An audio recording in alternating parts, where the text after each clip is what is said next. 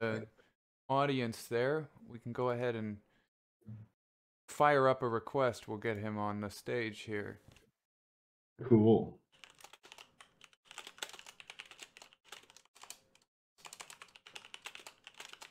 There we go. Excellent. Welcome. Excellent. Thanks for having us. Absolutely. We're, of course, as always, we are pleased to have you guys back to join us. I'll be honest, you are our first returning contender, as they say. Hey, we just really love this community, but also we felt bad because we did it in the European time zone. We know that there's a lot of people in other parts of the world that would really appreciate asking us anything, I guess. Absolutely. And of course, the Wolves is a global community. We have folks from all over the world, so we are happy to oblige these other time zones in any way that we can. And thank you guys, especially in Berlin. I know it's 10 p.m. there, but we're grateful for you guys taking the time. Oh, good. It's even 11, actually. Wow. Yeah. Hey, for creative people, that's when we all wake up. Okay. Yeah, and for those operating a startup, we actually never sleep. So. Oh yes, the startup life is a sleepless one. Yeah, exactly. Okay, well, to go ahead and start us off, as always, I'm going to go ahead and open, as I would, with my disclaimer. We're going to be talking about inflation again, because that is the primary focus of the Standard. So as always, everything you are about to hear does not necessarily represent the opinions of the entire community of the Wolves of Wall Street or the entirety of the Standard, and will just represent those opinions of the host, myself, and the speakers themselves. With that said, welcome, guys. And my first question that I really want to ask right up front, I hope you guys appreciate this. I hear that your whitelist ends today. What can you tell us about that? Yeah. We ran a whole bunch of competitions and they were really fun to do because we thought, how do we get, we've been working sort of a bit under the radar for a while. And then we all sat together and said, you know what, let's give away some stuff. That should attract the peeps. So we gave away some amazing prizes, 5 AirPods, 4 iWatches, some iPads, some AirBooks and one of the new MacBook Pros. And people was like, what's with the Mac fanboyism? Like, what? The fact of the matter is Mac are sold all over the world, so it was kind of easy to give out those prizes. You buy them at the local Apple store and get them sent locally rather than trying to sell them all from over here from Berlin. So that's what we did. And then we've got 1 million TST to give out in 10 lots. We asked the DAO if we should give it all in one fat big giveaway, and they all said no, let's do it all in 10. So we split it up, and so you can still join that by joining the whitelist over at TheStandard.io and get your tickets in there. So yeah, but it's closing this by tomorrow morning it'll be closed. So another 15 hours or so. Okay. Anything to add, Lauren? Yeah, it was pretty awesome to see how many people participated, from all over the world. And yeah, it's like Ruffle Press is really so easy to use and so fair because, as Joe said, every entry is a ticket in the lottery. And even if you have just a couple of points for those that join late, that competition, it still makes sense to join because, even with just a couple of points, there's still a chance to win an amazing prize of an outstanding amount of TST. Yeah. Okay. I'm already seeing in the audience we're getting a different set of users than we did last time. So I'm just going to go ahead and ask straight up one of the key questions that dominated the discourse last time, just so we can fill people in. The Standard promises to enable users to mint stable coins, essentially at their own pace and backed by their own assets. How exactly does that work? Yeah, so we were. I was inspired a long time ago by the MakerDAO. I've been a long time Bitcoiner, way back from 2010, and been watching this space all the way through. Lost a whole bunch of money in my gox, and then started the first gold Bitcoin exchange, and that's really when we started seeing how many people want to store gold and sell their crypto for gold. But what they do is it just sits there. It just sits there gathering dust. And for crypto people, hodling just sits there as well, effectively, right? And as MakerDAO came out with their decentralized stablecoin, because I'm absolutely fascinated by these stablecoins, I thought this isn't ever going to work. But if it does, this is an absolute revolution, because one of the most dangerous parts of crypto, I feel, as an old cypherpunk type, is that there's an existential threat to crypto and human freedom with the rise of centralized stablecoins and CBDCs as a whole. And so how do we slowly remove them out of the picture? How do we build something better and leave the old to be obsolete? And that's really was the inspiration behind building TheStandard. And we saw MakerDAO. I didn't think it would work as well as it has, and I've been keeping a super close eye on it. And really, it's been phenomenal. It's been absolutely phenomenal. An absolutely amazing protocol where you can have an approvable, full above reserve, a bunch of smart contracts where people still hold their private keys, but enable people to borrow against them. Now, the problem with Maker was that it invented this space effectively. It pretty much, some would say, invented DeFi. Well, Bitcoin invented DeFi, but they kind of invented this. And the trouble is, when you invent something, you're first through the door and you're first to get shot as well. And I don't mean that badly, with any disrespect, but there's a bunch of flaws, and we kind of feel that we're the next generation of MakerDAO. So Maker have one thing. They allow you to collateralize smart contracts with crypto, and they allow you to mint one stablecoin, which is DAI, D-A-I, that's pegged to the US dollar. And really, where we wanted to differ was to build an entire protocol based around the ability to mirror every single fiat. So anyone could mint any mirror of a fiat currency, but why stop there? We want people to be able to also mint from their collateral stock, like standard Tesla or standard indices like NASDAQ 100, and so from that, really started evolving the idea. But a big part of this inspiration is, how do we also bring the $10 trillion of gold bullion that are just sitting there in voting facilities gathering dust into the DeFi space?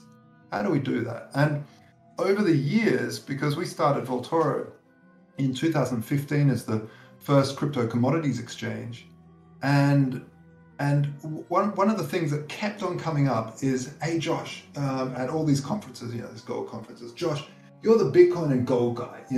How do we start to? And I mean, we launched Vaultoro before Ethereum was even launched, but after Ethereum and all the ERC20s, when Fabian Vogelsteller invented the ERC20, it really came as this popular thing of, let's tokenize gold. Everyone should tokenize gold. And every time I would say, it becomes a scam. Don't do it. Don't do it yet. We will do it eventually when we figure out how to do it properly. And the reason why it becomes a scam is because when you launch an ERC20 and you peg that to a gram of gold, that gold has costs, real world costs. You have to store it, you have men with guns and big fat doors and insurance and auditing. All these things have monthly costs. And if someone was to have an ERC20 that represents 1 gram of gold sitting in that vault, and they lose those keys, or they die, or something happens, then the vaulting facility has to pay for that gold forever to be there.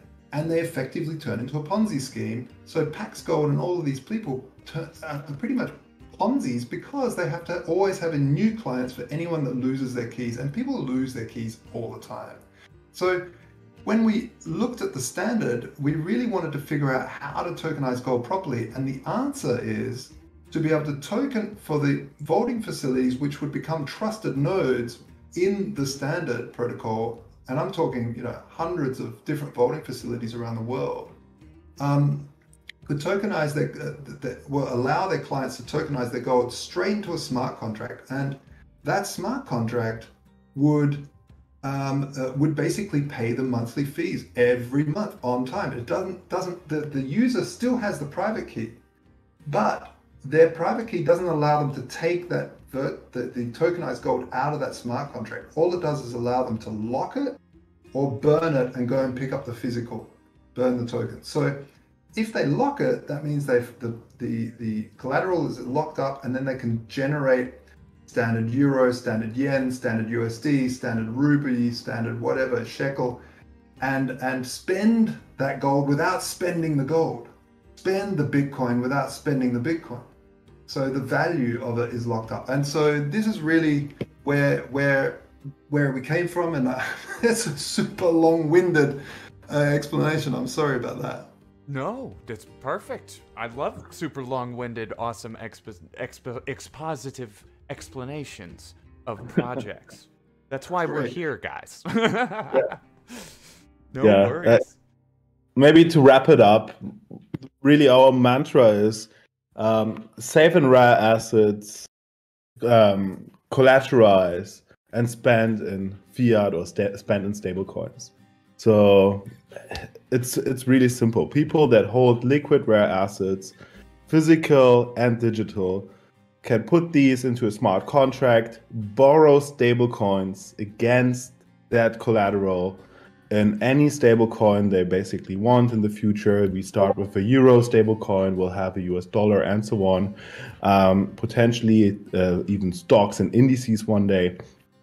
And then one day, when the user wants to have the assets back, they simply pay back the loan that they have generated before and unlock their assets. It's that simple. What it does is, and this is why we are calling it solving inflation, is when you take out a credit, you basically go short on, for example, the euro. So you anticipate that the euro will, through inflation, lose its value. And so will your credit do, so the loan that you have taken. So one day, when you want to withdraw your assets, the loan was almost paid back by inflation. And that makes it beautiful in the times of COVID and the times of rising global inflation, which is a really beautiful decentralized mechanism to not suffer from the endless printing of paper money, paper toilet paper. So to actually benefit from it. And this is where the idea was born. The name is coming from the gold standard back in the days when we still had it. So the standard is the gold standard 2.0, but not only focus again on gold, also on digital assets like Bitcoin, Ethereum, and other cryptos in the future. Awesome. And yes, to anyone in the audience who's wanting to ask questions, please shoot straight. Give us your best questions. That's why we're here. In fact, I'd consider this is the round 2 follow-up to the first show. So I wanted them to cover kind of real quick, which we did quite well actually, the initial benefits to TST token and the standard and what this team is shooting for. I also want to get into inflation in particular, because it seems like the most powerful countries on the planet are every couple of years saying we're gonna fix it, we're gonna get on top of this inflation problem, and then the problem just continues to get worse. And I feel like it's an important question to ask, like, how does Team Standard, just a couple guys with economics degrees and computer scientists working for you, mind you, but how are you guys gonna help to solve inflation? This is a problem that affects everybody all over the world, no matter what currency you actually operate in. I'll just start it and let Lauren finish on that question, because he's the economist. Yes. But at the end of the day, a lot of people ask me, how do the rich secure their assets during inflation? How do they keep their money? And not only that, how do they grow their wealth during inflationary cycles? And some in hyperinflation, like how they're super rich in Venezuela. How does that even work? And how it works, of course, is that you borrow the hell out of the asset that's being inflated away, where its value is being deflated. So effectively, if you borrow from yourself, let's say you lock up some assets, borrow from yourself enough money, like say, I don't know, $50,000 to buy a really nice car, and then in 10 years' time, it costs $50,000 to buy a carton of milk. Let's say extreme case of what we've seen in a lot of countries now. I'm not saying this would happen straight away, but it looks like it could. I mean, they're printing trillions, literally trillions of dollars. Well, you've effectively bought a car for a carton of milk. You've paid your loan off for the carton of milk. So that's really what happens. The wealthy, they borrow a hell of a lot of the cash that's being printed, and they buy rare assets with it. They usually buy property, forestry, farms. They buy, crypto, gold. They buy anything that's rare, and they borrow as much as they can. So with the standard, really, the next level is to not borrow from banks, but borrow from yourself. And you don't need to ask a bank for permission anymore. And it's kind of why we called it the standard, not only because we want to be the standard in stablecoins globally, in decentralized stablecoins, but we want to be the new gold standard 2.0, and the new crypto standard, where people, lock up these assets and borrow against themselves. Yeah. Maybe a couple of people will ask themselves now, why is inflation actually bad? Like, yeah, we get it. The dollar loses a couple of % on value every year. Why is it bad? So inflation really hits two groups of people mostly. Number one, the middle class. The middle class usually saves the money. So a lot of people from the middle class do save in US dollar, euro, depending where in the world they are. And this hits immediately, their inflation immediately hits and eats their savings. So technically, you can see inflation as a tax to specifically people that save in fiat, but also a tax to the middle class, a secret tax. But also it hurts the person living paycheck to paycheck and earning a salary. Why? Because if inflation is like, let's assume 6%, most of the salaries, the normal salaries, they don't grow 6% every year. So by you doing still the same amount of work, working the same hours, you practically earn less. And this is painful. And this is especially painful for those people stuck in poverty cycles where they actually don't get the chance to save money. And you would assume, there's a couple of students. No, it's not. It's actually 78% of the US population, by recent studies shown, live paycheck to paycheck. 78%. That's more than 50%. That's almost 80%. So it's a lot of people. So the majority of people, working people, lives paycheck to paycheck. And the standard is also here to change this slightly by allowing people to save in rare assets and not sacrifice the liquidity they need to pay for their every month's bills. So what people can do in the future, and this is how we hope is one of the beautiful use cases of the standard, is to save in rare assets. Assets, they usually go up in value. So include these 78% of people into the investment world. Let them pick assets that they believe in. If it's gold, which is an inflationary proofed asset, or if it's cryptos on a long scale, not giving here investment advice, but tend to do actually really well.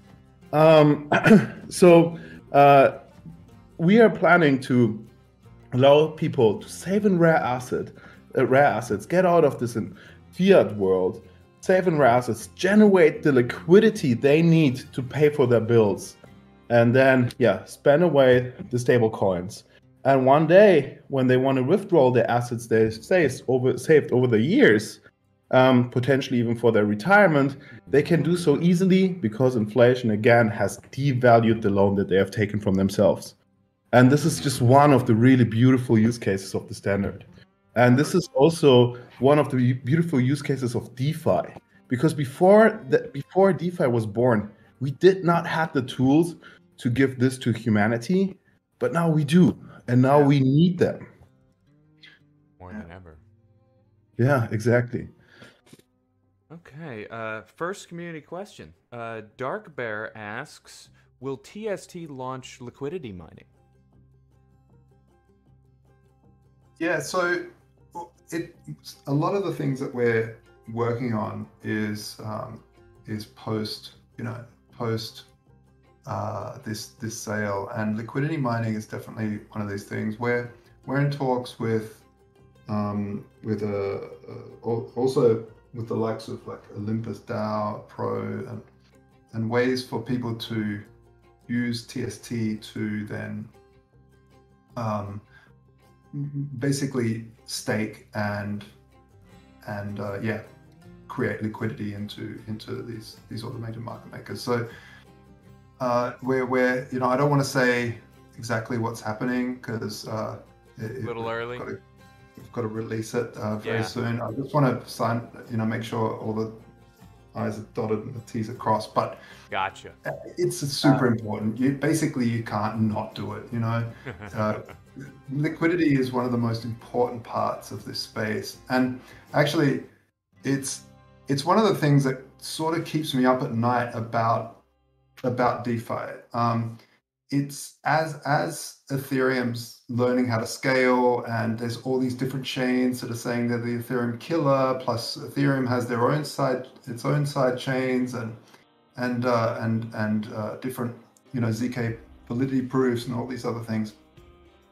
Basically, what happens is this liquidity gets really thin across all these different options, and so this is another thing that we're really working hard on in terms of the core protocol being native layer 2 is where do we put the liquidity?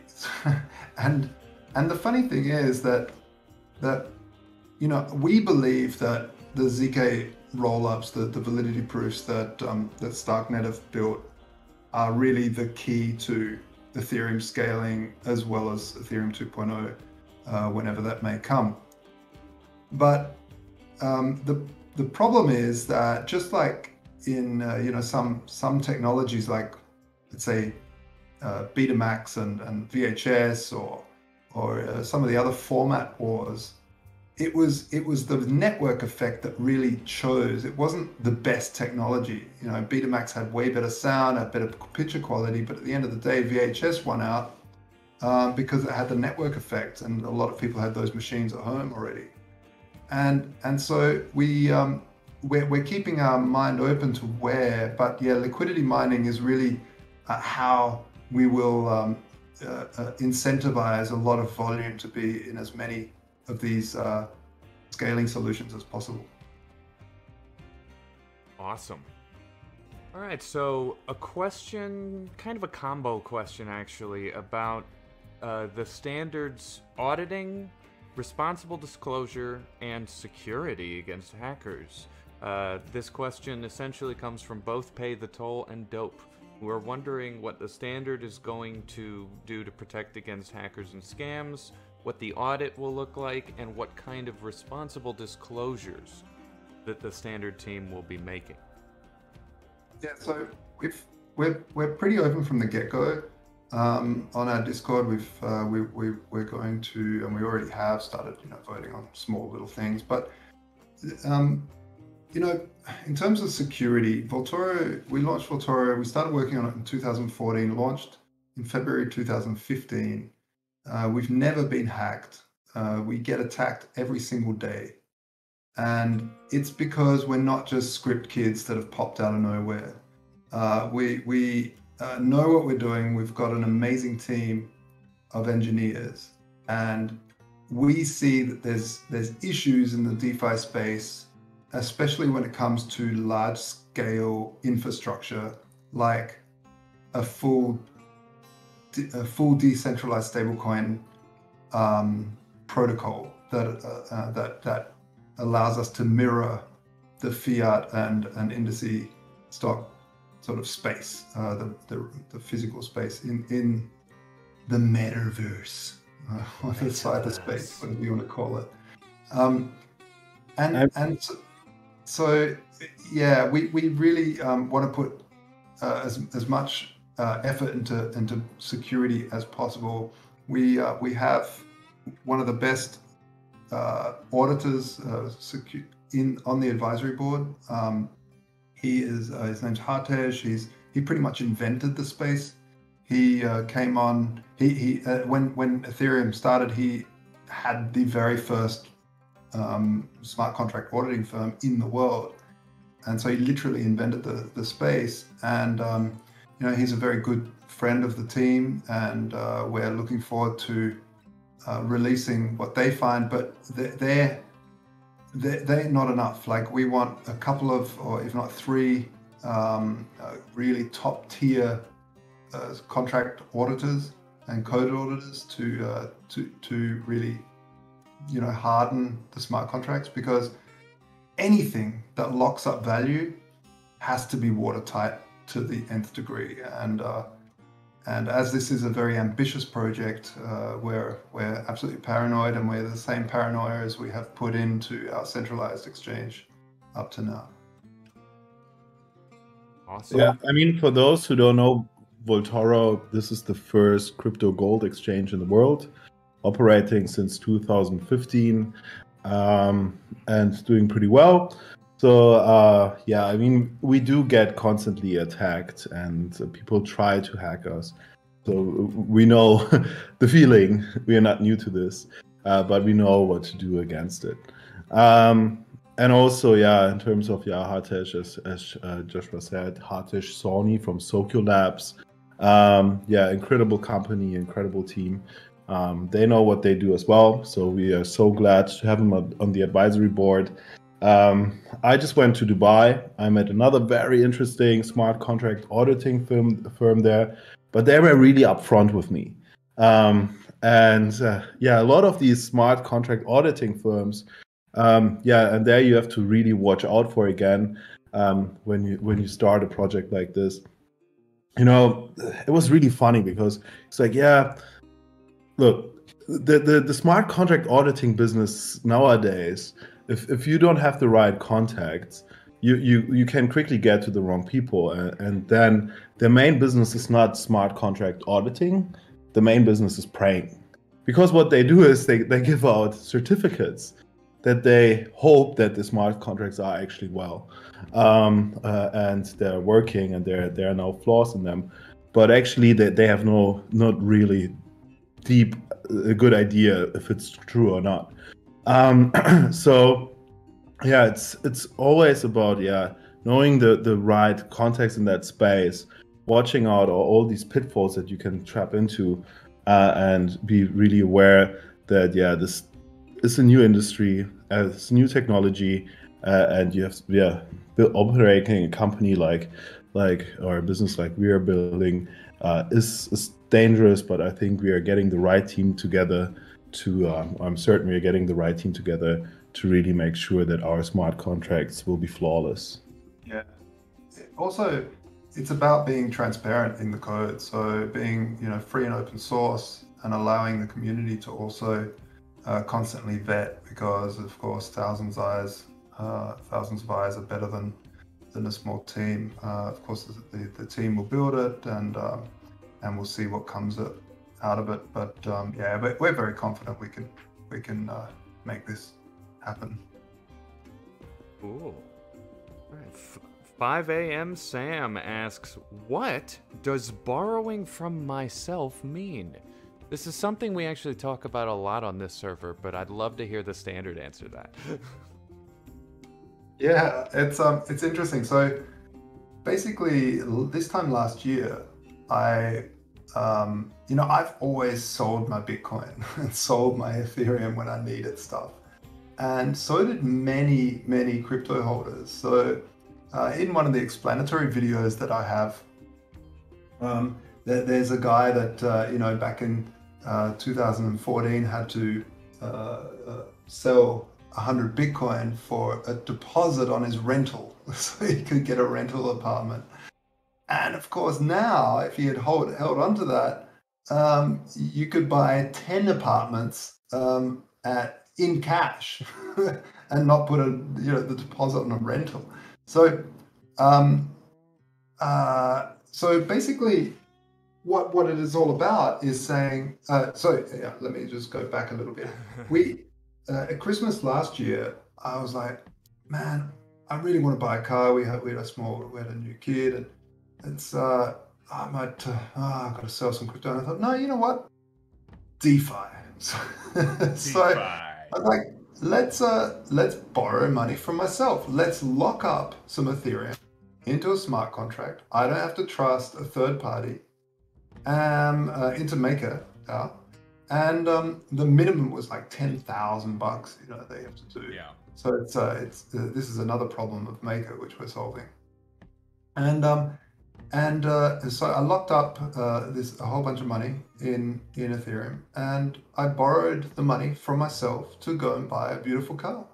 And so now, since then, Ethereum's gone up like a lot, and I'm sitting pretty, not having to have sold that, borrowed money from myself, and all I have to do is pay myself back, pay my smart contract back to unlock the full value of that ETH. So I'm I think this is the absolute future. We've seen Michael Saylor talk about this as well. Why would you sell your crypto? You borrow against it. You borrow from yourself. And the problem is that the original way you would do it is, well, you could go the full pleb way and go to a pawn shop, PAWN, and bring your assets like a push bike or something, and then borrow money from them, and then come back a few weeks later and pay it back. That's like the full pleb version. and the normal middle class version is you put your house up for collateral and you go to a bank, and the bank lends you more, and if you don't pay it back, well, then they flog your house from you and foreclose on you. So the thing is there, you're trusting the bank. And with crypto, there's also crypto police. I think Nexus is one. There's a bunch of them where you can send your crypto to a centralized authority. Yep. They do all sorts of KYC and all sorts of this and that, and they really you have to pull down your pants and show everything. Yep. And then you get to borrow some money from them. So why do that when you can have a smart contract that does the exact same thing? And that's really what borrowing from yourself means. Excellent. And Element asks, what kind of rewards or discounts will TST holders be seeing? Lauren, do you want to answer that one? Yeah. So we try to add as much utility to the token as possible, and actually we are adding more and more use cases to it. But in particular, discount is to the stability fee. That's the native stability of the protocol. So these pegs, the fiat pegs, they have to have a stability fee if they are soft pegged, because that stability fee will do nothing else than the interest rates on the central bank. So when the price of the standard euro is compared to the euro price too high, the stability fee will be reduced and then incentivize the community to generate more standard euro. So the people or the users will automatically then borrow more standard euro and flood the secondary markets to bring down the price. And vice versa, meaning if the price is too low of the standard euro, and the euro price is too high, the stability fee will rise and the supply of standard euro will decrease because people will then want to pay back their loans. And at the end of the day, it will pack back the price of the standard euro to the euro. Same for the standard US dollar to the US dollar, and so on. But people can choose to pay the stability fee, which will be minor, by the way, but still incentivizing, to pay the stability fee in our utility/governance coin, the standard token, TST, and will benefit from a 50% reduction. So what will happen then to the TST that is then used to be paid for the stability fee? It will fund the DAO treasury. And here comes a really interesting play because the DAO then votes what will happen to the DAO's treasury. And what we all can anticipate, potentially the DAO will vote on not putting it back on the market, but to burn it. And this is also a really beautiful mechanism to decrease the circulating supply of TST on secondary markets. Yeah, so that's basically about the discounts, but the standard token has not only that the one utility. There's also the part of voting remuneration and prediction market remuneration, because we will start with a voting mechanism to pack the prices of our stable coins to the fiat currencies. But so people can vote on the stability fee and lower it or higher it. But we will actually transition from a governance model of voting to prediction markets. The problem with voting is what we see in a lot of DAOs is that a lot of DAOs are just like people log in and they just place the votes, whatever they feel like. And actually, these votes don't make sense, or there's super high voter apathy. So people tend to not get really into taking the governance serious of the DAO. And this is due to a lack of monetary rewards that would incentivize them. So we are hoping to move from a voting governance system to a prediction market, where actually people can predict which stability fee will pack the price the best. And then the winners will receive a larger amount of tokens. So this will feed the governance system to actually make the best predictions of the future. Because what we humans have, the best way to predict the future that we humans have are prediction markets. I know that a lot of people think that prediction markets are not the best thing because they're mostly used for sport bets, but actually they're very accurate. So using them in a governance mechanism is very innovative. And I think that a lot of people will be fascinated how powerful these prediction markets are. Actually, this is always the part where Josh gets super excited because Josh is really deep into these studies. But anyhow, so we are moving from... I just think voting is useless. I mean, we've all seen it, right? I mean, even in politics, it's like, it's just a weird mechanism where people have these dogmas and these sort of ideas of what is the best, but they don't really have an idea. So you can see that what happens if you place a little bit of money on something, you tend to put away your dogmas. So for instance, in a sports team, maybe you have your whole life, gone for the blue team, and your grandpa's been for the Blues, and your dad's was for the Blues, and your whole family's constantly for. But you know that the goalie's, screwed his knee, the midfield's like totally bent a toe, and you know that you're probably not going to win. So if there's money on the line, you might actually place some money on the Reds, and so you get some better, some better market data on what the future will probably be, because there's money to be made by predicting the right outcome. So if we can, the trouble is with like MakerDAO, for instance, is that you have one coin, you have Maker, and a lot of the time no one shows up to vote. So no one really shows up to vote on the stability fee, which needs to be constantly adjusted. This is the interest rate that Lauren was talking about.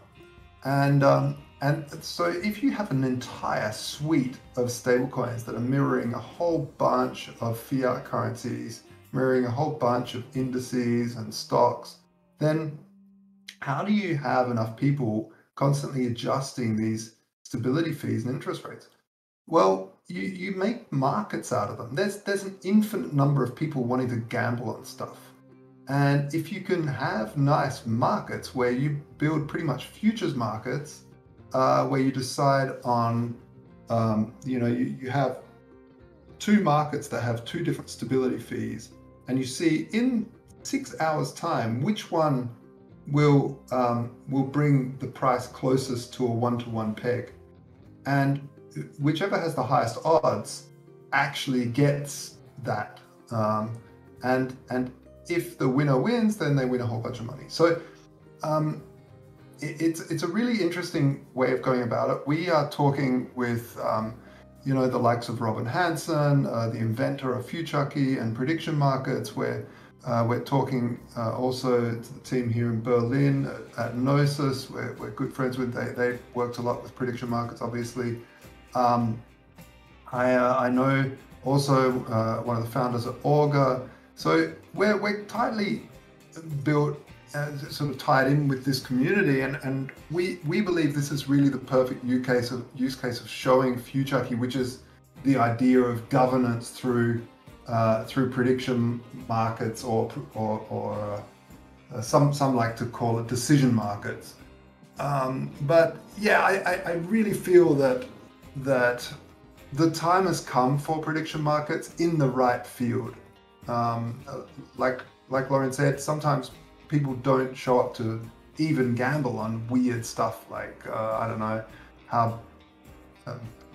just there's some weird prediction markets, right? So but I think this use case really lends itself well to it, and I think we can also develop it further into other parts of the DAO. But this is a very complex side of the project, and we'll be releasing this project in stages. So the very first stage will be algorithmic to an extent. The next level will be then algorithmic and voting. Then we'll move across to prediction markets, giving pointers to the voters. For this reason, this is done because if the liquidity isn't high enough in the prediction markets, it can be used to manipulate the market. So you want high amount of liquidity, and then eventually, once we have that liquidity, we will cross over to full prediction markets controlling the interest rate. So isn't this amazing? Like we will build the type of a central bank or a decentral bank where its interest rates are actually issued by markets, by real markets, rather than some dusty old men behind a closed door who wish to control the world, I guess. if you put your conspiracy hat really on. Texas, when I did my economics degree, I thought I would never use that stuff my whole life. Really, honestly, I was like, oh, well, this is so cool in theory, man, libertarian, cool stuff. Yeah, it's cool to learn. Free markets, yeah. And then I came across Bitcoin, and I was like, yeah, my Bitcoin, that's dope. Yeah, that makes sense. Yeah, cool. That's cool. An independent currency, yeah, sounds good. Okay, I want to go into that space. And now, every single lecture from my economics degree, I can almost use in everyday life. Well, I mean, in my everyday work. It's so crazy. And yeah, I mean, prediction markets are a wonderful method to predict the future. And I think that's the best tool that we have to do so.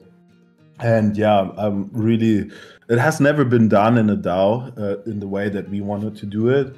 And it's really like, there will be a lot of testing and potentially also some failing involved. but I'm confident that we will find a solution to it. And then we will roll out a new governance system that the world has never seen before. And how cool is that? And again, crypto, thanks to crypto. This is possible just through crypto. Well, I have to bring it back a little bit to a question that Sarge asked earlier that I really want to get to. How do you guys... we were talking earlier about people's habits with regard to living paycheck to paycheck. That there's a lot of people on this planet who are not making a lot of money, that perhaps aren't budgeting and or living within their means, so to speak. Sarge points out that changing that particular economic condition of people's lives is incredibly difficult without specifically changing their money discipline. And the overall question with relation to that earlier conversation is, how does the standard plan to change the people's habits that are living paycheck to paycheck with the system that they've built? Yeah. I mean, I just, I feel like all of this technology is currently built for the technocratic class. And this is unfortunate, but computers were also built for the technocratic class in the beginning. And now Grandpa is sitting in his nursing home, swiping away on his iPad, happy as Larry, because we've used design to simplify everything down to normie level. And this is really what DeFi needs. And this is what is another part of what we're really focused on in terms of helping a little bit within the DeFi space. And that is focusing on, crack smoking grandma to be able to use this. and so it's definitely a tough call. But if you think of what Steve Jobs, I'm definitely not comparing us to that, but it's a great a thing that he did was really have the goal of shipping his products without an instruction manual. I mean, the early computers without an instruction manual is almost unbelievable back then. And of course he did it because he really focused on intuition and sort of intuitive design. And so, yeah, I think it's possible to go mainstream. Of course, education is in the realm of all the amazing podcasts that are out there, the amazing YouTubers out there to really teach people how to use this stuff to liberate themselves from this trap that people get into from paycheck to paycheck. Of course, when you're truly paycheck to paycheck, you need to because these over collateralized debt positions only let you borrow up to like 85%, and you definitely don't want to go up to exactly 85% because you'll be liquidated. Yeah, and on the subject of YouTube content creators, I feel like I have to interject to point out that there are several teams that have come to me in the past that have struggled with rug-pulling influencers being a problem that they've dealt with, where in the process of getting promotional deals with, say, a person's community or a guy's channel somewhere, that guy will then go off and do a bunch of stupid, irresponsible shit with the money, to be blunt. And then the team is hurt, the entire community is hurt, and the project is hurt because someone went and did something stupid. Yeah, I mean, absolutely. It's the market needs to filter these types of people out. But again, I mean, this is why I go more towards anarchic philosophy, because humans just can't handle power.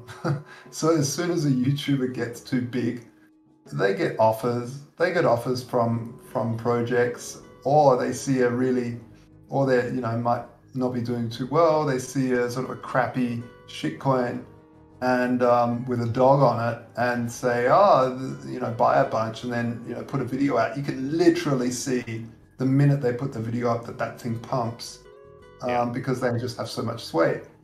You know, there's nothing really people can do about that apart from educating themselves over time, what scams look like, what these people can do, and the sway they have. And I see that with friends coming into this crypto space. They go, "Oh, Josh, you've been telling me about this for ages." And the first thing they do is they buy the first coin that some influencer talks about. And of course, they buy it too late because the influencer's already talked about it. Yeah, but and they miss the point. I mean, when I mean influencer, I'm talking about people that fundamentally talk about technology, fundamentally talk about how to use certain things, how to use MetaMask, how to, you know, there's some really great YouTubers out there that are creating good content that are actually educational, not just shilling the next, you know, Shiba Inu or some shit like that. I want to go back to this question just quickly on the spending habits. You know, it's not on our list to change everyone's spending habit and to make everyone save, to get everyone to save and to spend less. But what we want to build is a tool to not sacrifice liquidity when saving. That means that people can, with the standard, save in rare assets and not sacrifice the liquidity. Why are rare assets important? Because number one, they are inflation proofed, but also if you look in the crypto space, they tend to go up in value if you pick the right coin. But also, if you pick the right stock, you can get a nice dividend. So in the world where everything is going to be tokenized in the future, and I believe we all agree that this is coming, people will have tokenized stocks that can be placed into smart contracts, like the smart contracts that we are developing, and then borrow against themselves to generate the liquidity they need in everyday lives, in their everyday life. But what does it do, basically? You know, when you live paycheck to paycheck, at the end of the month, you have nothing left no liquidity left to invest. The standard is here to change this by just simply allowing people to save in rare assets, generate the liquidity they need to spend for their everyday life. And at the end of the month, they still own the asset. And inflation pays back their loan. So inflation, and you know, from a lot of economists gonna hit me for that, but inflation becomes a positive interest. What do I mean by that is that, you know, the 6% inflation per year, when they took out the loan, this loan is 6% less valued. So it becomes really a beautiful tool to start saving for their retirement. And if you diligently do this for the next, let's assume, 20 years, inflation has almost devalued your loan. And on the flip side of things, you still own all the rare assets. So in Germany, where we are based, you know, the retirement, the state's retirement schemes, they are collapsing. And people are looking out for alternatives. And then they go to the private sector. But they don't find anything good there either, because they don't work either. And they're not that secure. So it's really also an additional tool that will allow them to save for their retirement without, again, sacrificing liquidity. And that's so powerful. And I'm really looking forward to this. And I think all of us that are developing the standard, we are developing this platform because we want it. We believe in it because we want it. We are looking for something like that. And if I ask my friends, they're looking for something like this as well. I mean, yeah, there's the MakerDAO. The MakerDAO is great in a lot of ways. These guys did a good job pioneering. But yeah, we are solving a lot of things that I think are not right with the MakerDAO. And I'm really looking forward to also get the whole physical world into DeFi. And the pathway for this will be the standard. Okay, so that actually sheds some light a little bit on my next question, which comes from Dope and 5am Sam, who are asking about the Standard's end goal and where you all see the project in 5 years' time. Yeah, so it has a name. Our vision has a name, and the name is Decentralized Asset-Backed Banking. So we hope that people move away from their retail banks, join the Standard, and become start always as soon as their paycheck comes in, they start saving in rare assets and generate simply the liquidity they need. So for this, we are, for example, partnering with credit card issuers, where people can top off their credit card with Standard Euro, and then simply swap as soon as they do a credit card transaction into Euro, into US dollar, and then just pay. So this is all happening, and we are really looking forward, to have a global decentralized asset-backed banking tool. And also, we are looking into building native vaulting facilities that will, when this banking system comes to an end, people like the global banking system comes to an end, or actually retail banks lose out on their business and CBTCs take over. We are hoping that people will start going more into precious metals again, and then we are building a network of native vaulting facilities. In 5 years' time, this is part of the vision, that people can save their rare assets at these vaulting facilities and then simply borrow against them. So this is really, again, decentralized asset-backed banking is the way to go for us. Yeah, for me, when we developed the name TheStandard was because of the gold standard, but also the Bitcoin standard. And not only that, we wanted to build, we're seeing all these centralized stablecoins getting so much power, and these are a huge threat to the crypto space. Why? Because as much as a lot of crypto people, especially some of my mates, the sort of Bitcoin OGs, that it's like, doesn't matter, price doesn't matter, one Bitcoin is always one Bitcoin. But actually, price does matter. We see it.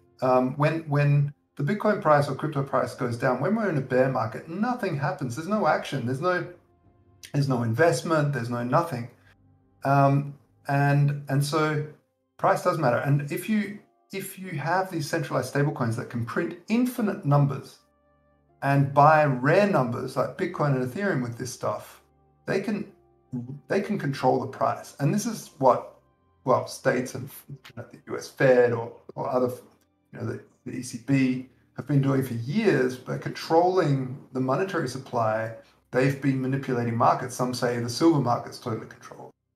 And so really, as this system comes to a collapse, this banking system, and people, CBDCs come out as well, they will make these centralized stablecoins either illegal, or negative interest rates will hit the US, and that's why people say, well, why is there no euro stablecoin? Why is it all US stablecoins? Well, it's because euro has a negative interest rate. So these centralized stablecoins just don't work. The business model fails, and the business model will fail massively with USDC, with the Binance version. Tether might be a little bit better off because they're kind of working in the gray zone, but they're now, JP Morgan Chase came out with a statement saying that Tether is now on par or close to par with BlackRock in terms of size.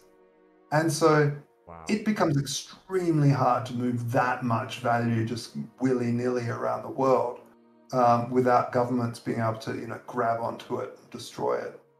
So these centralized stablecoins, they are a danger to the space. If we have another financial crisis like in 2008, and these centralized stablecoins are holding billions in the bank, and suddenly they have to deal with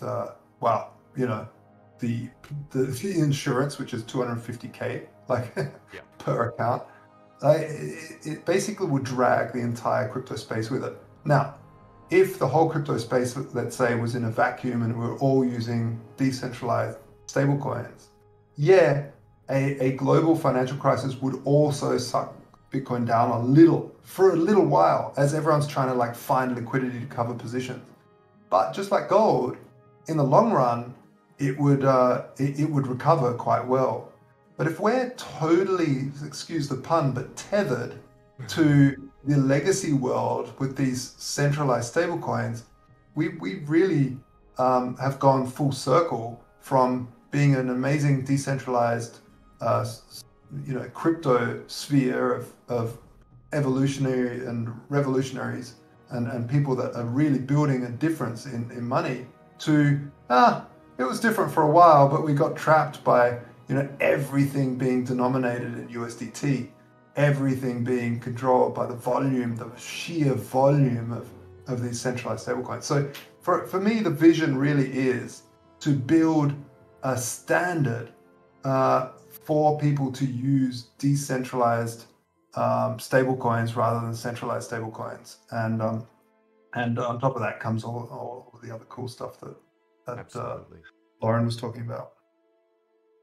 Okay, next up, a change of pace. We have a very technical question from the Earl of Stake Victo. Why choose ZK rollups and Starkware Vault Tech instead of Arbitrum rollups? So, Arbitrum still runs on. Is still looking at using the. And there's certain things with these rollups where we have problems like 7-day settlement periods. You have also you don't really have the function of contracts on layer 1 being able to talk directly to layer 2, which is really, really cool, the ability that Starkware has. The problem that Starkware has, though, is you effectively have to write in machine code to create these, this is Cairo, the language that they've developed, and it's pretty intense. And so, yeah, we're definitely not hitching our horse to one cart. We're keeping our eyes open, like I said in the beginning, at what scaling solution will reign supreme in terms of liquidity, where all the liquidity heads. Because at the end of the day, people are going to go where there's less slippage on their trades. So if there's less slippage on Arbitrum or on Polygon, then that's maybe where we'll have to go.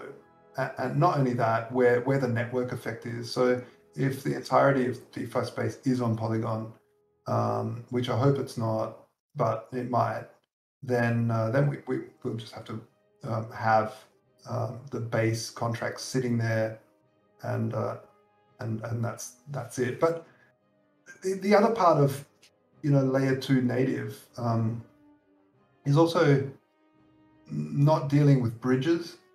Like, bridges are very costly, going back to layer 1 and then bridging across to some other blockchain, and say you want to use Polkadot, or you want to use ADA, or you want to use so some of these other chains, Solana and stuff. But what we're really looking for, some of these contracts that we're building, is for the ability to lock up assets on that base contract, and then be able to issue the stablecoin on the chain of choice.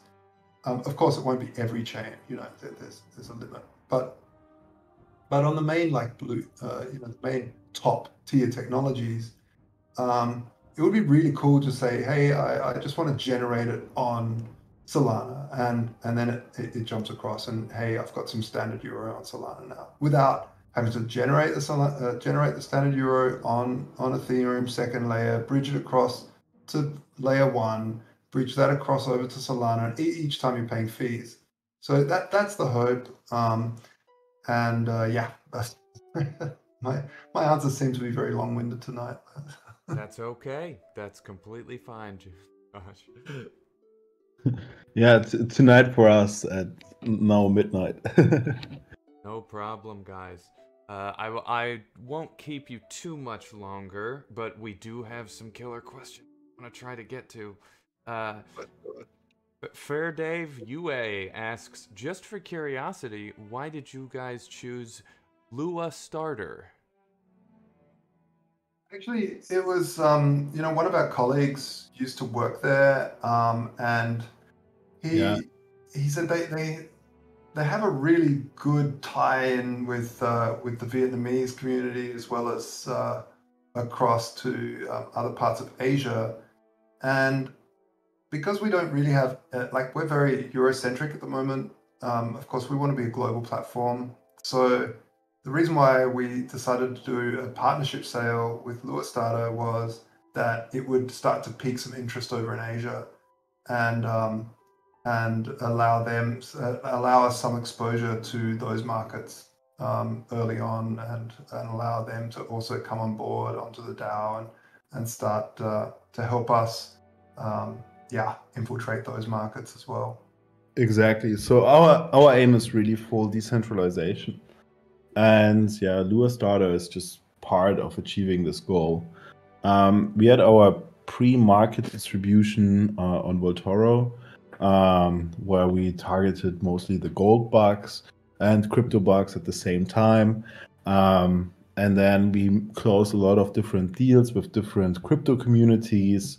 Some VCs that we call strategic partners as door openers. I have to say at that point that we also rejected some VCs because, rug pulls are a thing in crypto, and we tried to do everything to prevent rug pulls from happening. And therefore, if large ticket investors that are also strategic investors came to us and wanted to come on board, we said no because to some of them that didn't agree to long vesting periods. So we took this really serious. And Louis that felt really good to say no. Like I've dealt with VCs raising for early other startups and stuff, and now that we're okay for capital, we don't need their money. We really want strategic investors. So when these guys were coming oh yeah, no, we don't want any vesting. We just it's no, sorry, we're not going to do it. And I got to say that felt really good. I just remember this one guy who was like, yeah, we put $1 million on the table, no vesting. And you're like, oh no, we can't do. No, it's not impossible. But these kind of stuff, it's crazy because I come from the VC world. I spent quite some time in the VC world, and it's crazy how they abuse crypto projects nowadays because it's a little bit less regulated than the private equity space, and the private I believe it. If you're the guy with the money in the room, you get to act like the biggest bully. Yeah, and saying no to them was really felt really good. Honestly, it felt good, like Josh said, and so we were on the hunt on different communities around the globe. We want the standard to be fully decentralized, and this is the main reason why we picked Lua Starter as one of the launches. I mean, it was a small launch of TST. But it's just to incentivize people. So we want to get the word out there. We want to tap into different communities. And this is why we do a couple of these partnership sales. Okay. Skipping ahead just a little bit because I really want to get this one in. Arthix asks, are you expecting more AMAs like this? Are you guys going to come? Basically, are you guys going to come visit again? Because we're probably going to have more questions than you guys can answer in one more session. I do really enjoy these questions, and I really like this community here. I think you guys are really smart, and you actually asked the right questions. We had other AMAs, they all asked generic questions, and they really look into our project. So we felt a little bit scammed, let's say upfront. But with the questions you guys ask, it's really a pleasure to be here. We've we've literally right in the beginning we're like, let's do an AMA, at some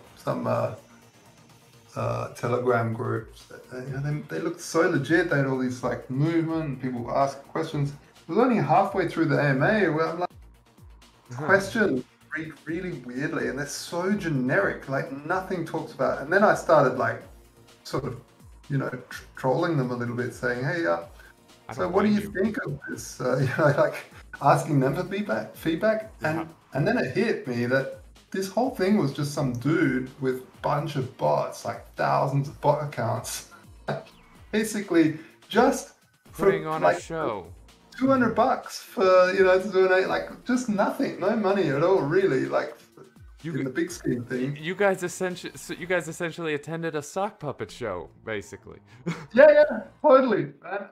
You know what? Screw this. I'd rather be developing and building something cool. But when Wolf of Wall Street, of course, looked in here, I was like, man, this is a great community, and definitely let's chat.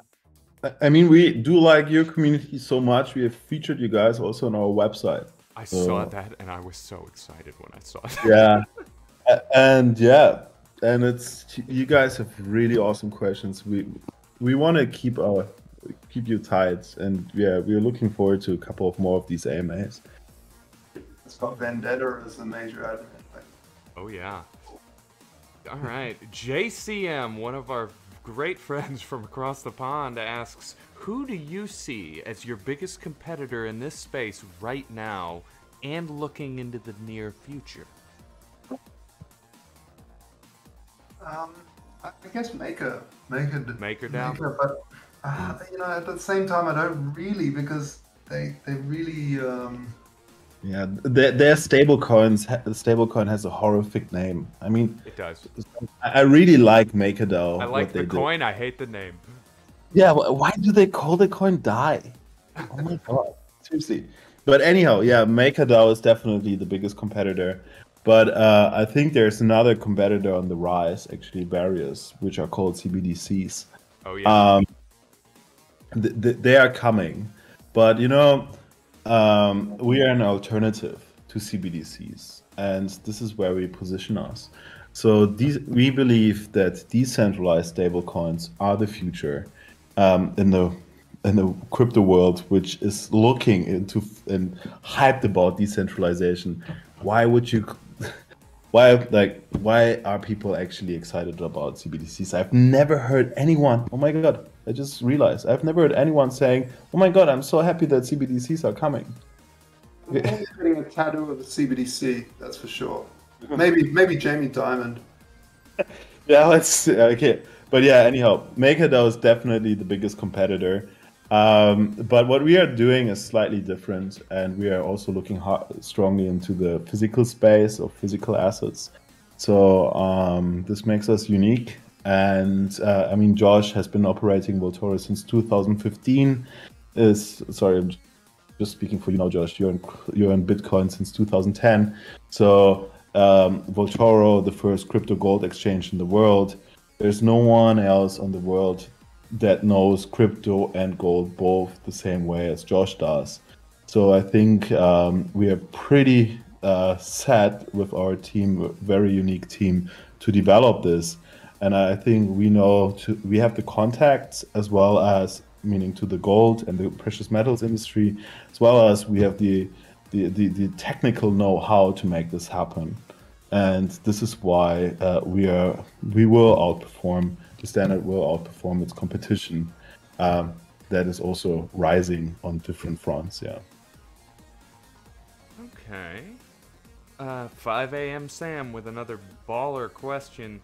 If you guys are going to completely open source the standard, then how can you mitigate another team forking the standard and then making a better standard? It's all about network effect. But yeah, I mean, in the early days, we'll be keeping it a bit close to our chest. Understood. Then, of course, once it starts onto testnet, then we'll be open sourcing it and allowing people to try and pen test us. But it's open source projects are interesting ones. a lot of teams they can try to fork, but generally it's a bunch of script kids really don't understand the big picture. Plus, try forking Maker. Like, it's a really complex project, and like, we won't even do that because it's just too many moving parts to easily just grab and fork. Of course, it's not impossible, but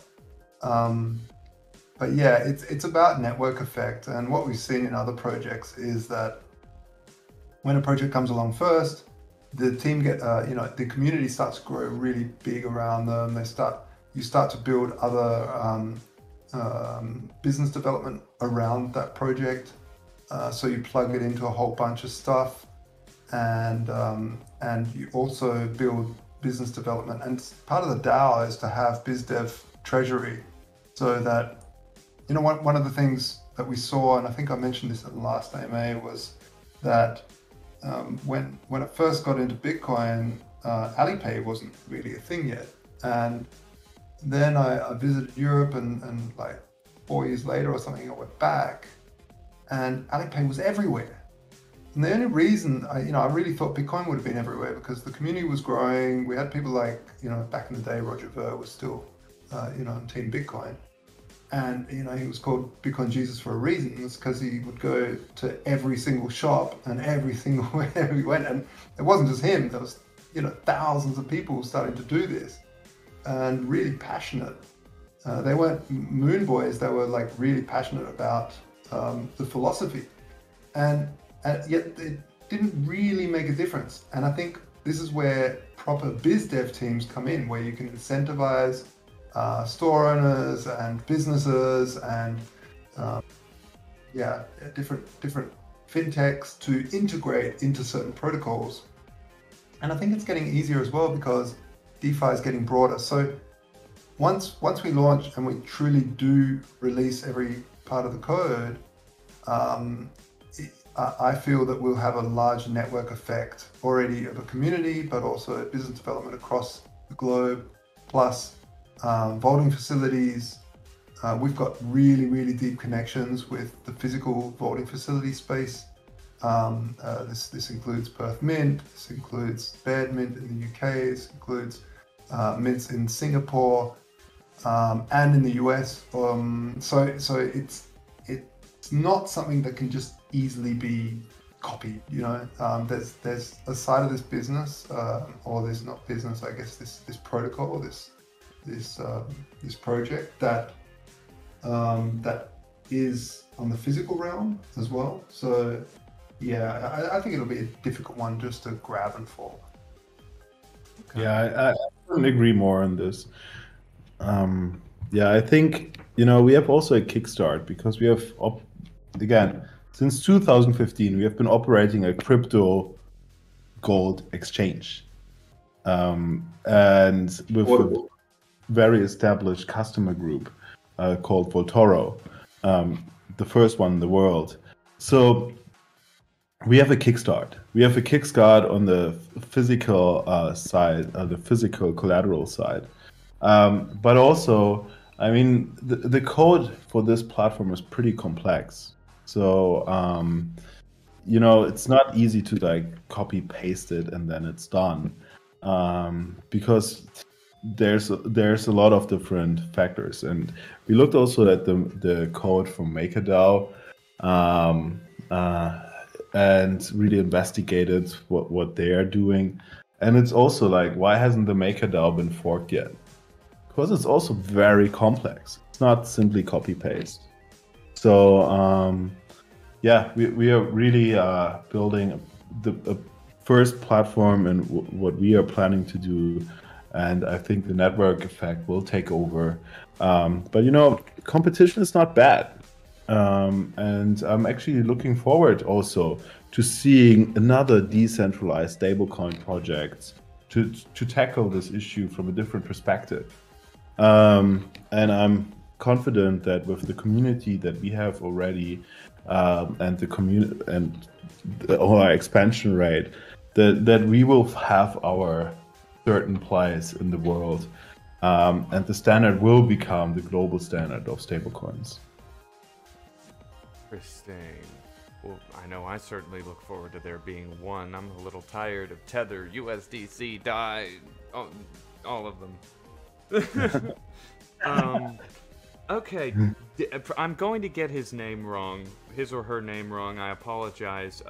Either Devin or Deun BG writes, I saw that your system for whitelisting and all that is very difficult. I actually couldn't follow through on it. Could you guys explain it or explain a little more about your whitelisting system?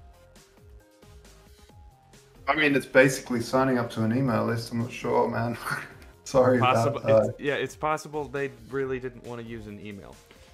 Yeah. I mean, you don't have to. Like, there's no real thing. It was, really a way for us to sort of collect everyone so we can contact them because we didn't know when we'd do the launch of the token.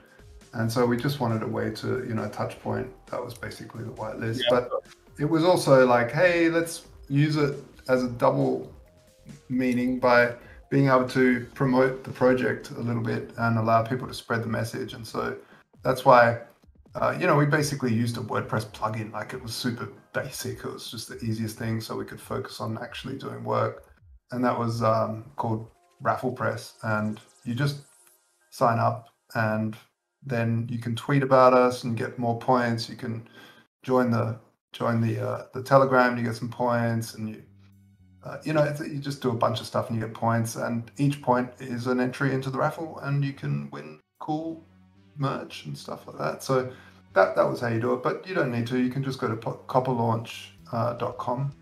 That's copper, COPPER, launch.com, and you'll find TST launch there. That's happening tomorrow in about 12 hours or something like that. 14 hours we are kicking off. Yeah.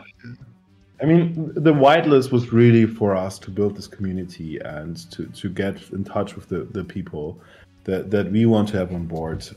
So we talked, like, we did a bunch of AMAs with all different communities, and the whitelist really updates everyone about the future sales and where they're happening and what time and so on. So it makes definitely sense to join because it's really just a direct stream of information that gets to the people. But yeah, we are building a DeFi project, so it's not an exclusive club. It's really about getting people close to us and getting direct information flow. So this is what we mean by whitelisting them. Okay. Yeah, originally we called it just join the email list, but and all the ICO types came and said, "Hey, you got to call it a whitelist, man." So, all right. Okay. Here, well, I swear I ask all the hard questions, so I've got to ask this one too. USMB2 with the skull attached writes, thousands of projects are already in market. Don't you think there's a possibility that TST could end up being another shitcoin? How is it really going to help people and be different from all these other worthless shitcoins? Nice. I consider shitcoins coins that are literal shit. Like, I mean, fuck, there was Jesus coin back in 2017. There was all sorts of. I don't know, anything with a dog on it.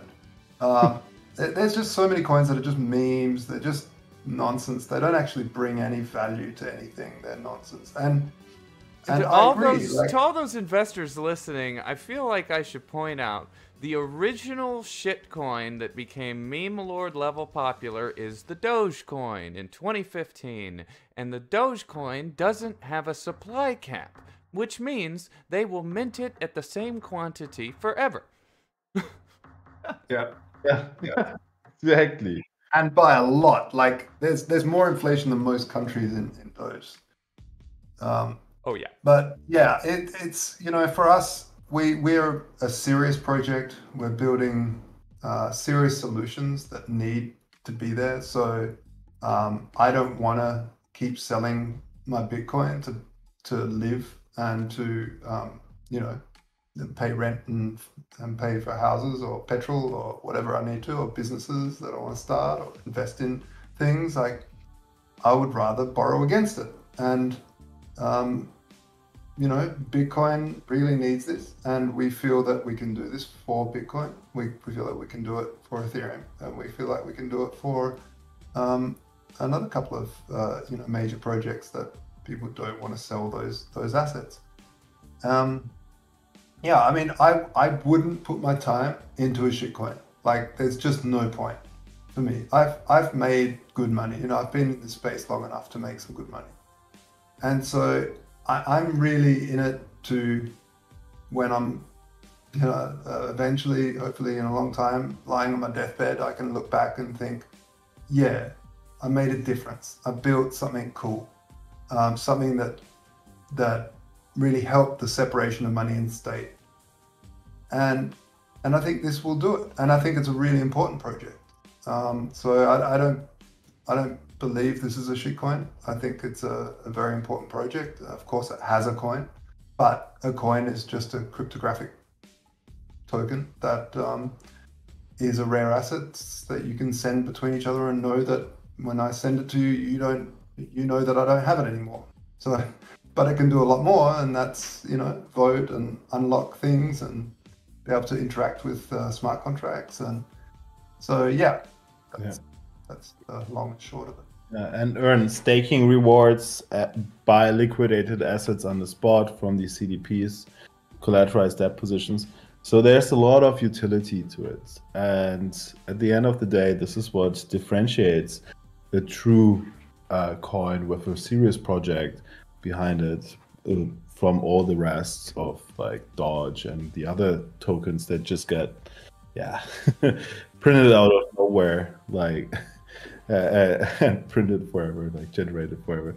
Like, it's we.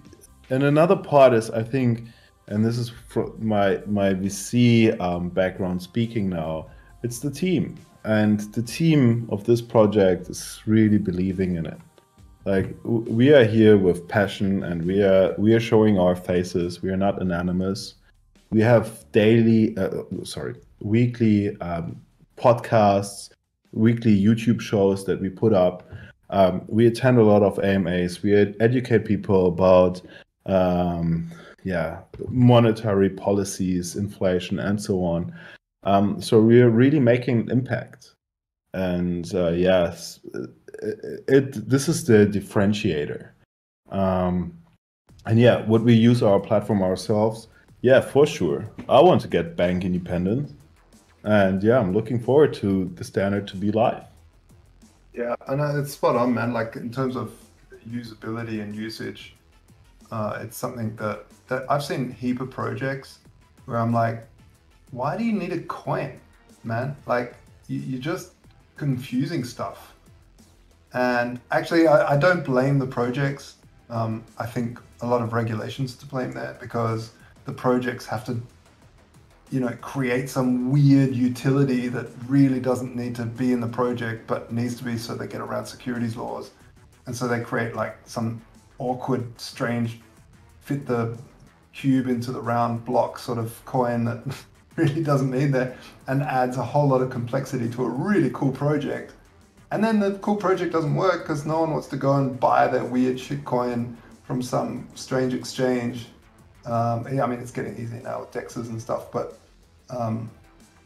yeah, back in the day, it was like, I'm really going to put my KYC on some strange Russian exchange to buy your crap coin so I can play your game, But yeah, I think it's all about having real use cases, real needs for tokens, and TheStandard is all about an economic circle, really, that builds.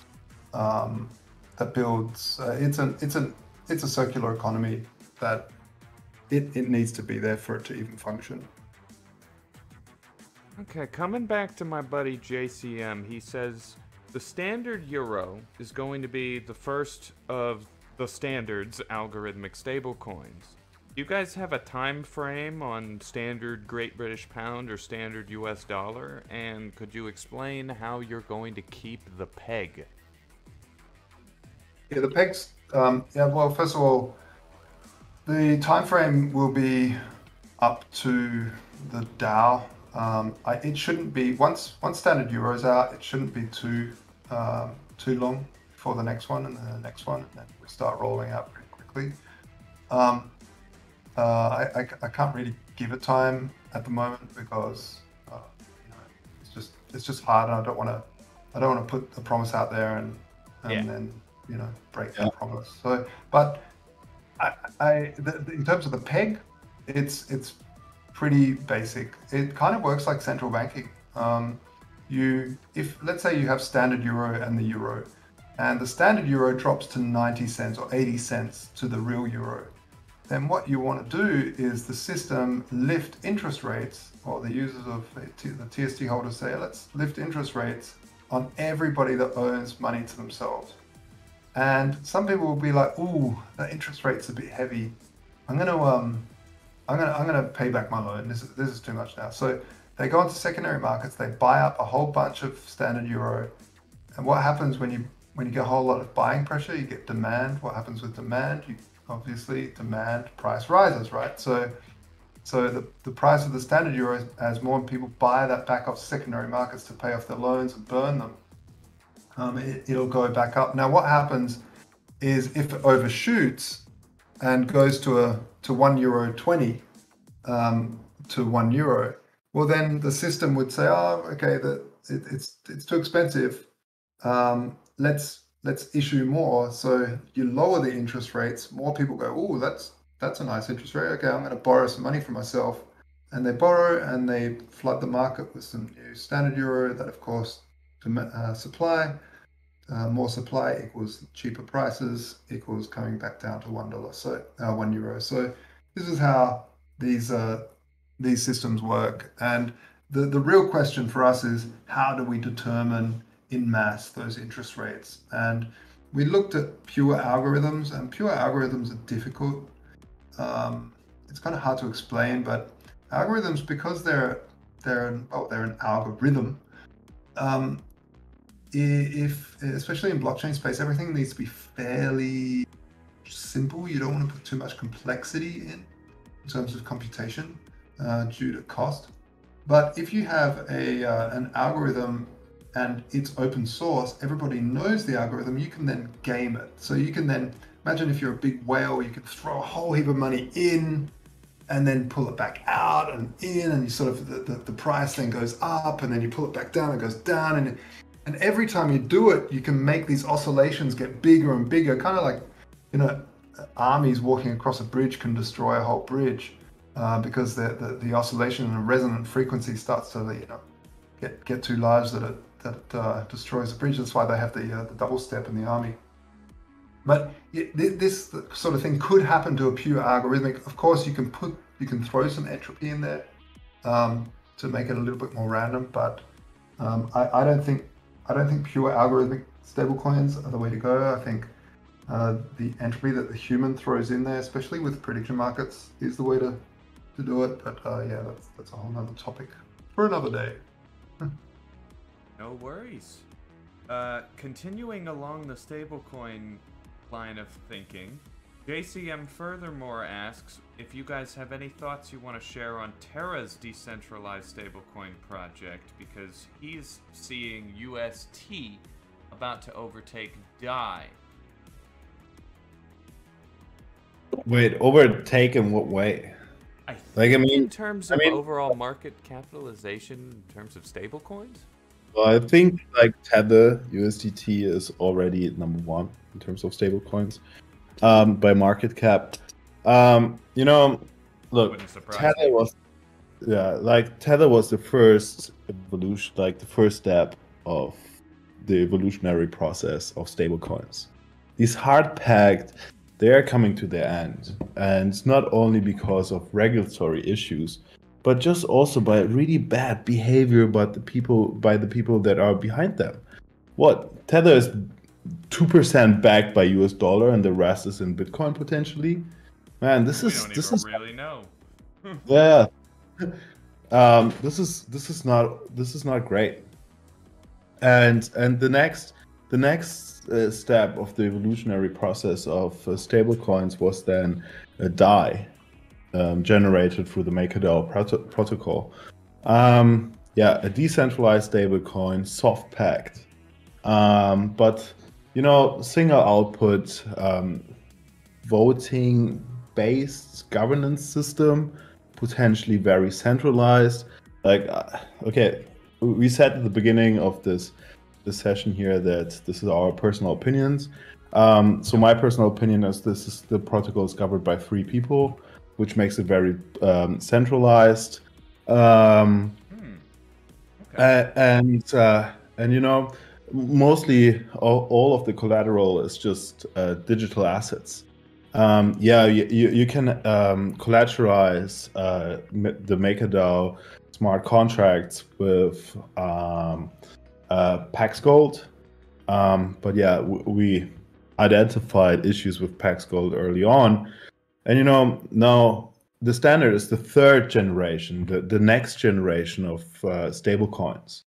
You're fully decentralized, algorithmic, with the ability to put real physical asset as collateral, not a Pax Gold weird coin, but also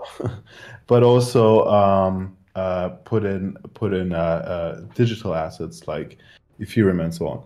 So, like, we also first of all, Terra. What a terrible name! Like, you don't have, like, for decades a war on Terra and then call your coin Terra. I know it's spelled differently, but it's just like DAI as well. Like, I don't know where these people get their marketing ideas from, but anyway, it's also like delegated proof of stake kind of thing. And I mean, Lauren comes from the EOS side of stuff. I don't know if delegated proof of stake's the best way to go in terms of decentralization. I don't know too much about the project. I do feel that it's interesting, and I hope that I wish them good luck. I think the more competition, the better. People earlier on kept on calling me a Bitcoin maximalist. Obviously, I'm not. I consider myself a competition maximalist, and this is how you keep great projects fragile. You keep them. You keep the bastards honest by having as much competition as possible. And but yeah, I think the days of, like, whole blockchains as well, trying to compete with other blockchains, I'm not sure if that's the best way to go. I think it's better to build on a blockchain that already has a vast DeFi infrastructure, because you can plug into that.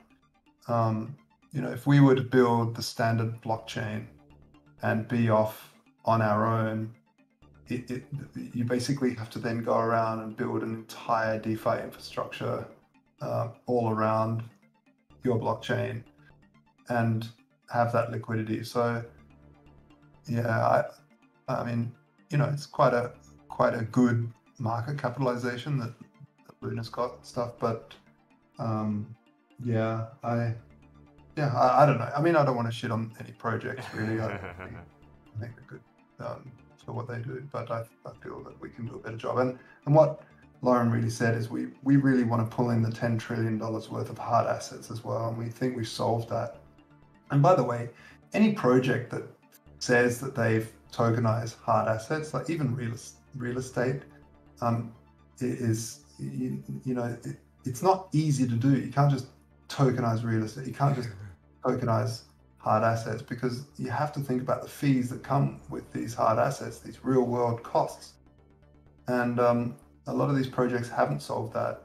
We feel at TheStandard we have, and we can plug projects that want to solve that problem as well. So we're also, in talks with some wacky projects that want to, tokenize other assets and see how we can incorporate them. Of course, the DAO has to do their due diligence and be happy with how that works. But But yeah, I think the $10 trillion worth of hard asset, and also we see ourselves as kind of a SEPA network for hard asset custodians. Like all of these banks will go back to storing hard assets because, like I said in the last AMA, these banks will just turn into, once central banks take all the clients, because you and I and everyone will become clients of the central bank. God, help me. Yeah, terrifying. God save us all at that point. Yeah, I'm sorry to drop the news to you guys, but that's basically what's the freight train that's heading towards us. The good thing is, this DeFi space is an exit door. But all the retail banks that we left will basically turn back into what they used to do, and that is hold hard assets for people.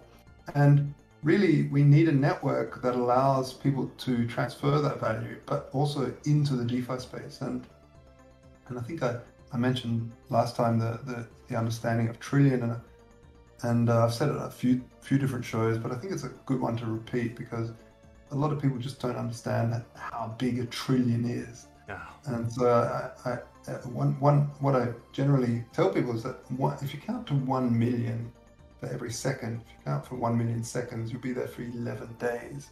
If you count to 1 billion seconds, you'll be there for 32 years. And if you count to 1 trillion seconds, you'll be there for 32,000 years. So going from 11 days to 32,000 years is such a huge jump, and that sort of gives people an understanding of $10 trillion worth of gold. And that's not even silver, that's just gold sitting in vaulting facilities that could come into DeFi. And just to give everyone a nice idea of what 32,000 years means in terms of human civilization, that is the difference between being cavemen and hunter-gatherers and all of us sitting here on the internet today. Wow. Yeah, see? Nice. Yes, so you guys would essentially be sitting there counting until the next civilization replaces us, and or we are essentially spaceborne colonists on 1,000 planets. Exactly. Yeah, we're just surrounded by greys. But Arthix, another great question from Arthix. Are you guys expecting any creative community competitions, like I guess maybe in the DAO sector of your project? Yep, absolutely. I love it. Can't get enough of that stuff. I think the power of the community is really... this is why I think DAOs will eventually take over normal corporations, because a normal corporation could never compete with a full DAO, like where everybody's incentivized in the success of the company. And really, this is where kind of socialist and capitalist philosophies kind of come together in a way where a DAO is direct ownership of an organization and the success of the organization. And not only that, people can be as creative as they want because they just plug themselves in and go, hey, everyone, what do you think of my crazy meme? And they're like, this is the funniest shit ever. Post it, and hey presto, we've added to the meme economy. So yeah, and absolutely, man. Bring it on. Come join the Discord. Oh yeah. Okay, we have another hard question from my buddy Sergeant 13 Bravo. What happens in crypto winter when, for example, a person deposits Bitcoin in the standard vault, takes out their loan, and then Bitcoin's price peels off 10 grand in 12 hours? So this is a really good question.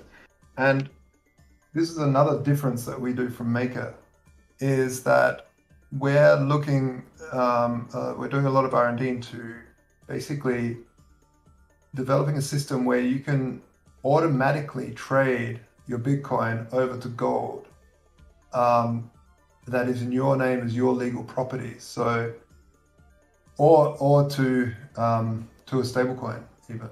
So that's a little bit trickier, but we're looking at it. So you can set parameters like if Bitcoin drop, if the collateral drops by 5% in 10% in an hour, then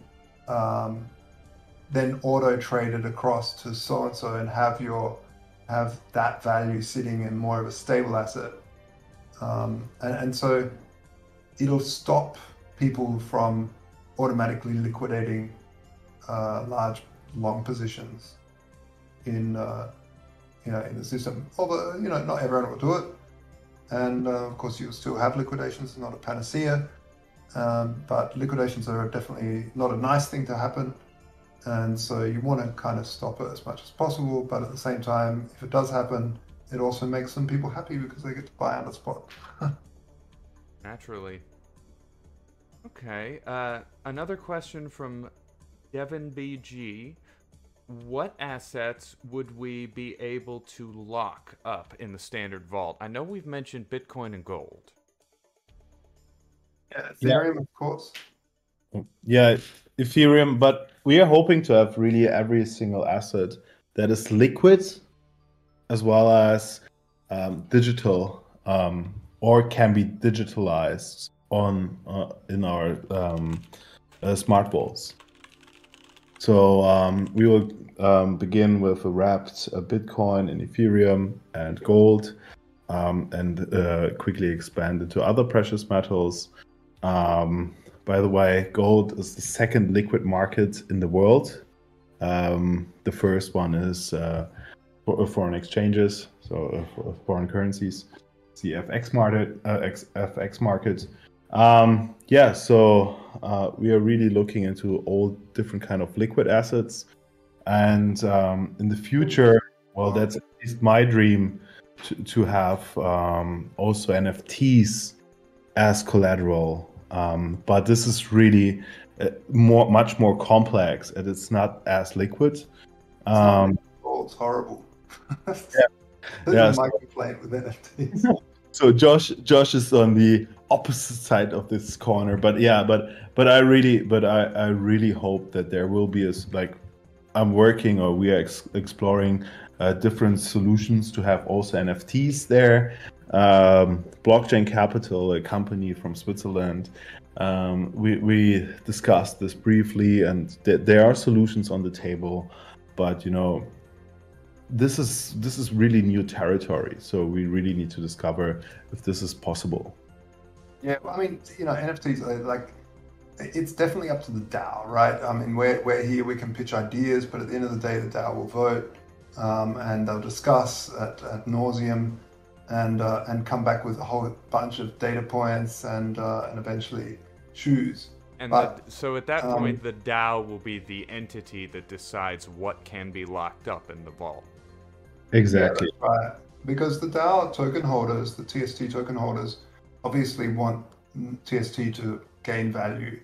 So they want to have functionality. They want to have the right functionality. They don't want it to screw up.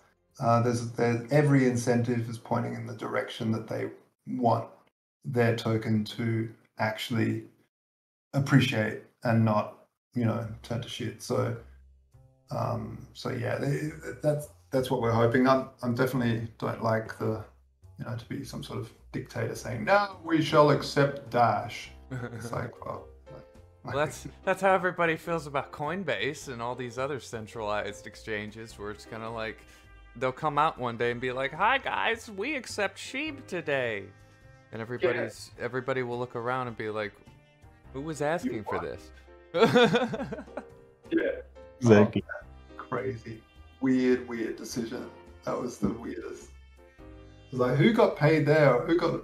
I don't know what sort of happened under the table. Yeah.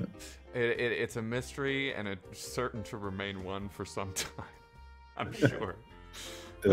Okay, since we're reaching the end here, I guess I should ask you guys to tell us about your Copper launch and what we can expect, and if people want to participate, how should they do that? Yeah, so Copper Launch is a fair launch platform.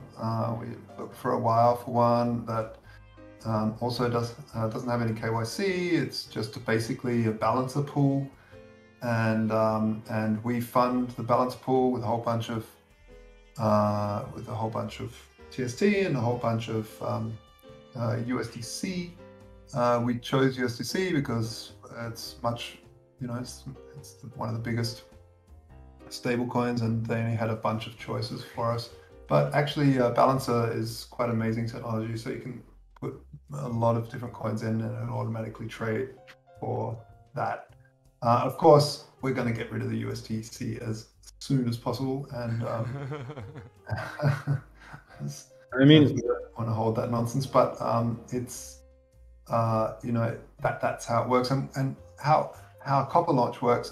It's called a fair launch platform because it is a marketplace that a lot of like IDOs or early ICOs, they would either put the price way too high and then the price would dump on the early buyers straight away, and the early buyers would be like, man, what the hell, or they'd make it way too cheap and it would sell out in a minute and then skyrocket, and it would be very centralized because of that. So how Copper Launch works is there's a decaying price, quite a large one in the beginning, and we place a price and it starts to fall, and wherever the market decides to start to come in, it starts to stabilize the price, and so it's a nice little price discovery mechanism that allows the market to choose a fair price rather than the token distributors.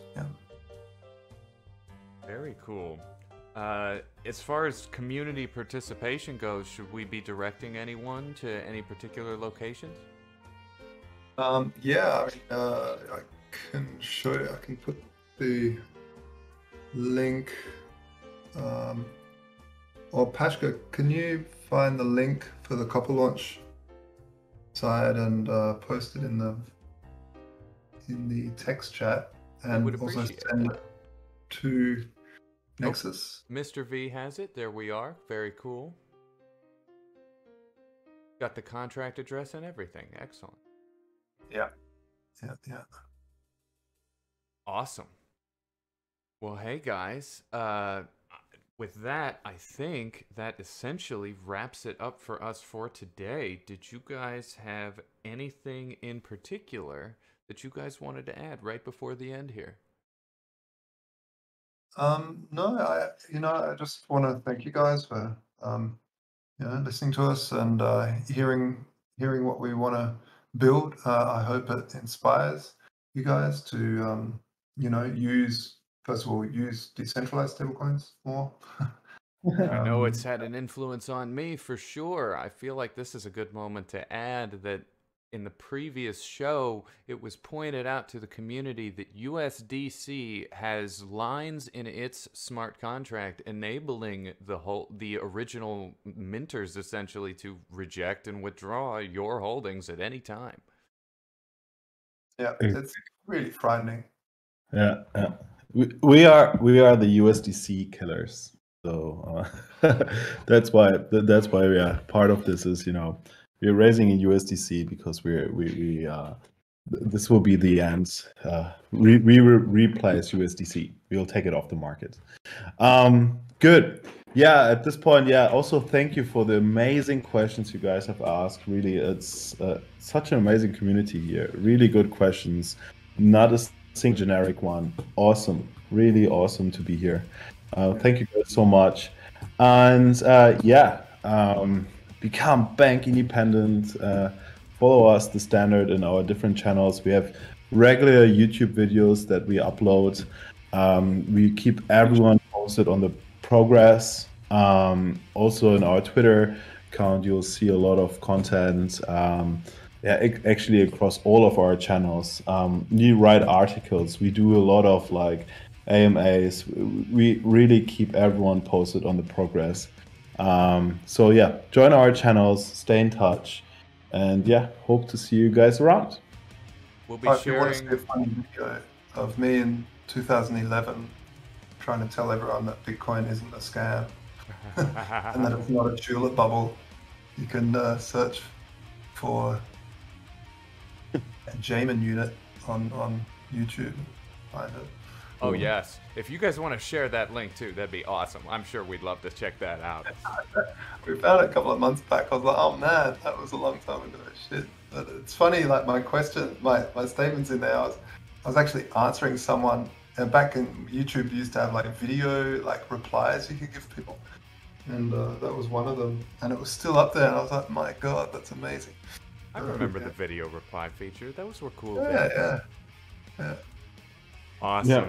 Well, hey, Also, thank you guys so much. Just thank you. yeah.